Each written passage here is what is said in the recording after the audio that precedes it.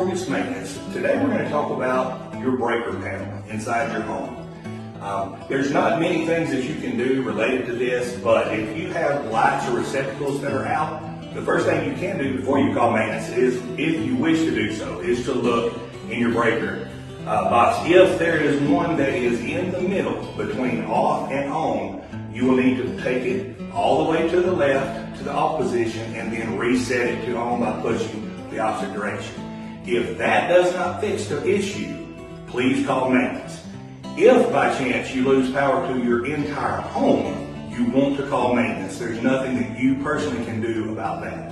We want to touch on something that's not in this particular panel, but in Southport, there is a breaker with a red button. It's a test button. This is a GFCI breaker.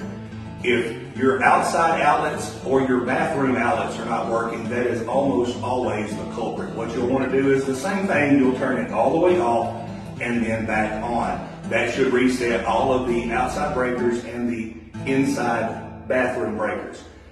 One other thing, when you're dealing with your dryer or your water heater, if your water's not hot, check your water heater breaker and make sure that it's turned on. If it's turned on and you still have no hot water, give maintenance a call. All right, so we're going to look here at a GFI receptacle with the GFI capabilities built in. If you have no power in your bath outlets, or if you notice outside outlets are not working, and you have these kind of plugs, you will notice when it's tripped, there will be an orange light. All you do on these is you press the reset button on the inside. If the light goes off, you should have power then,